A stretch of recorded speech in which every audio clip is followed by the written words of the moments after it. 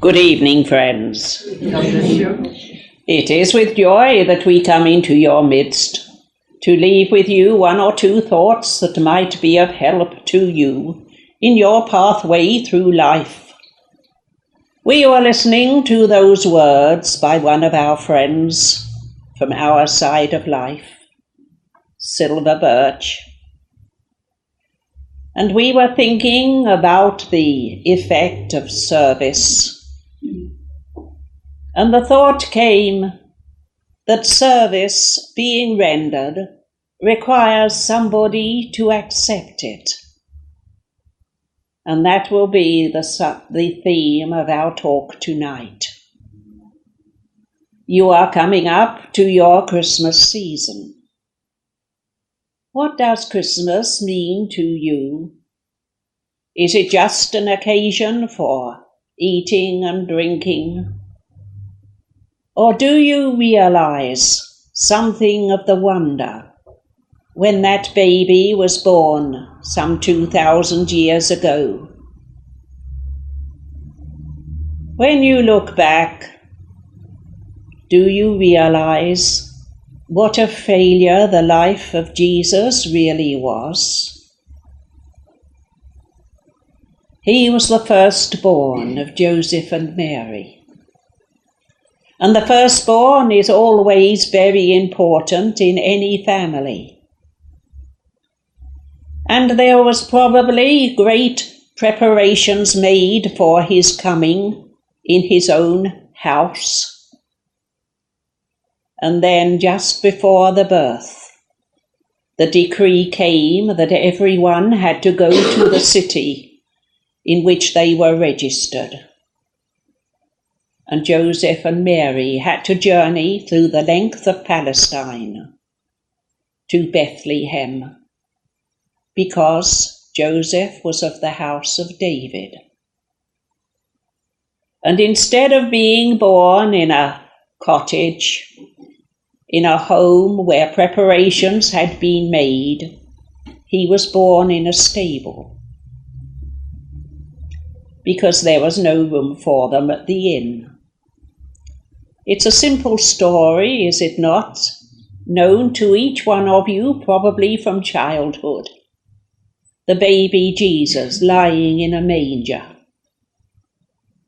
And over the centuries, there have been many, many stories added to the original, and all of them expressing the wonder that the baby came at that time.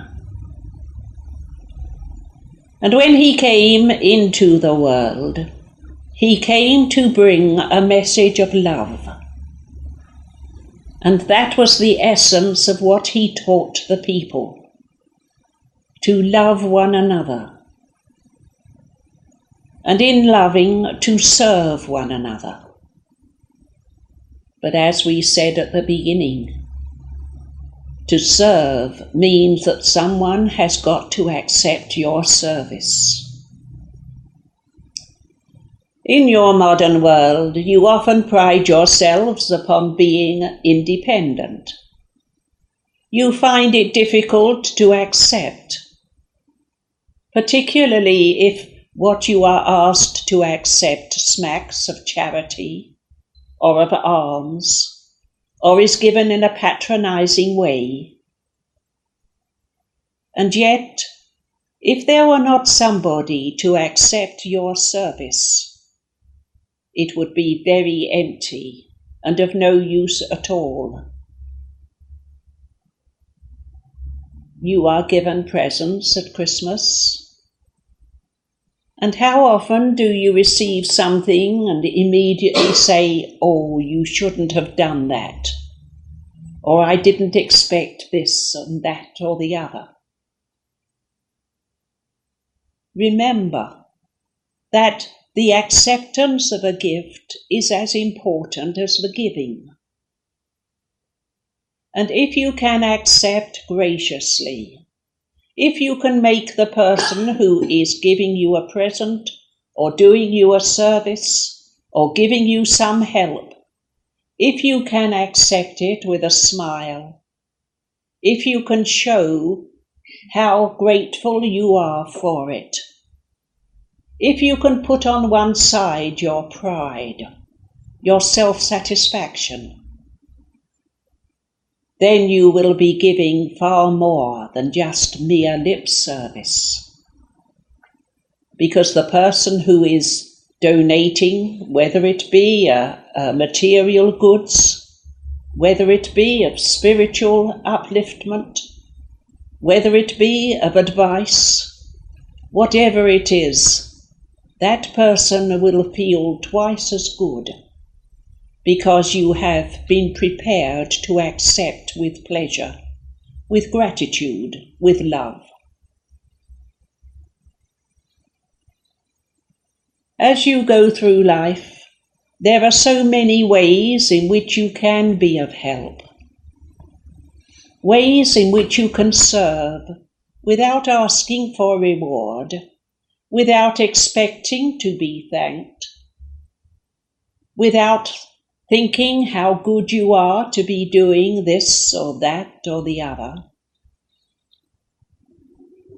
You have got to realize that each one of you, because you are spiritualists, because you know something about the truth of the eternity of life, so you have a greater responsibility than those who have no knowledge, those who are still in ignorance, those who refuse to listen. Your life upon the earth plane is a journey. You start out as a baby, and you go through your schools, colleges, university, and out into the world where you have to earn your own living. And in due time you come to the end of your days in work, and you've come to the years of retirement. Everyone goes through that particular experience, unless their time upon the earth plane is much shorter than the normal. And what you learn through life, whether it be what you learn at school, in your work, in your homes, in your play, in your recreations, in your meetings, whatever it may be, it is all experience that goes to build your character, that goes to develop your soul, that goes to sort out in your life the things that are necessary for your progression.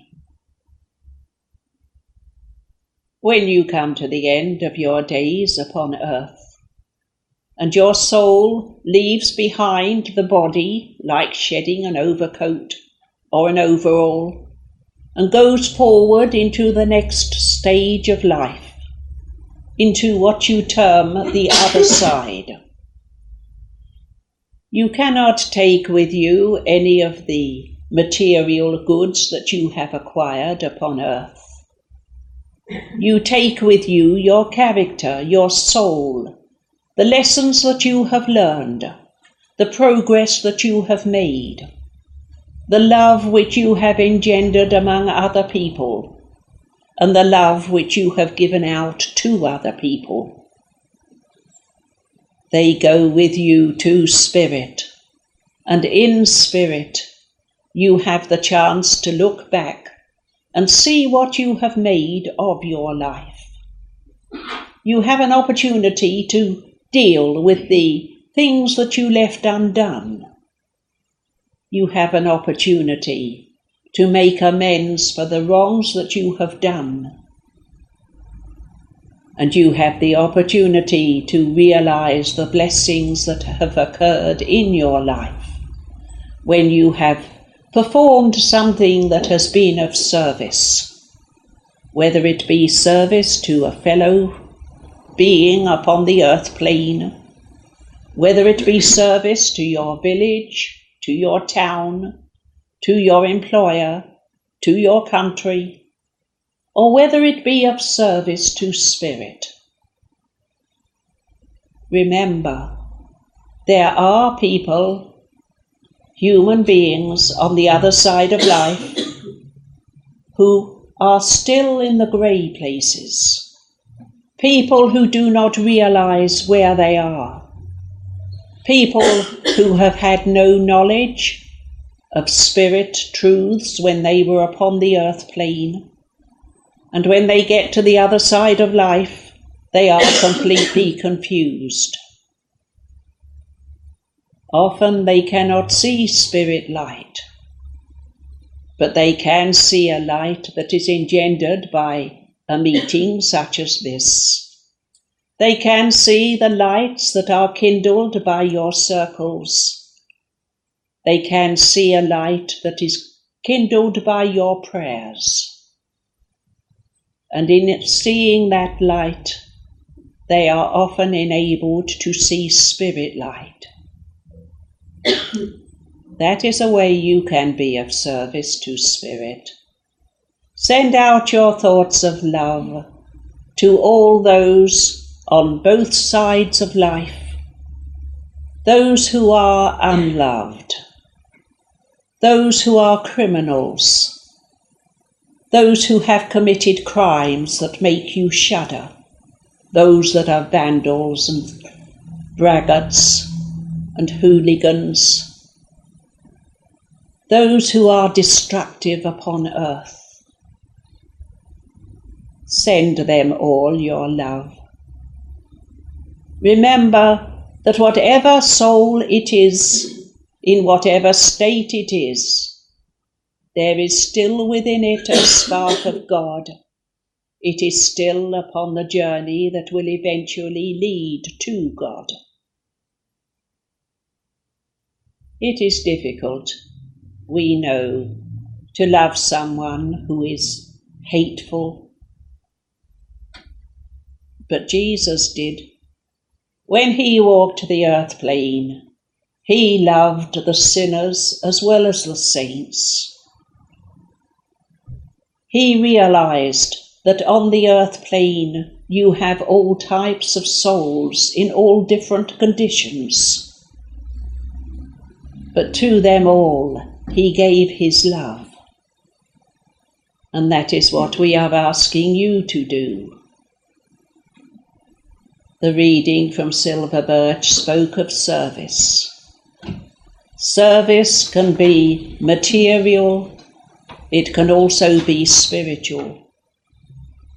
And often the spiritual is more important than the material. So our message to you is very simple. It is to ask you to send love to all those with whom you come into contact,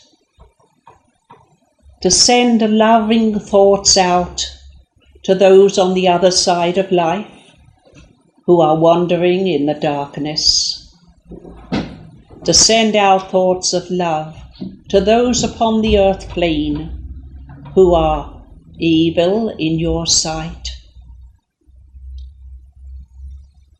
Remember, you cannot see into people's minds.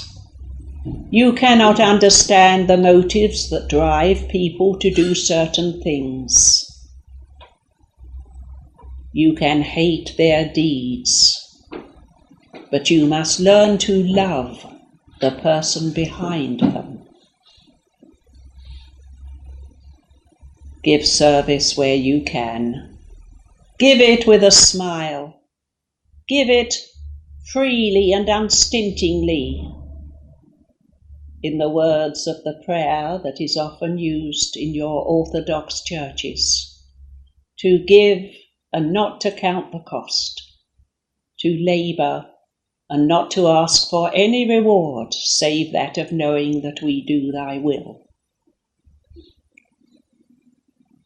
We come to you in love, and we give you our love, assuring you that those on the other side of life who are linked to you, whether by bonds of relationship, bonds of friendship, bonds of love, that they are still alive, They are still close to you.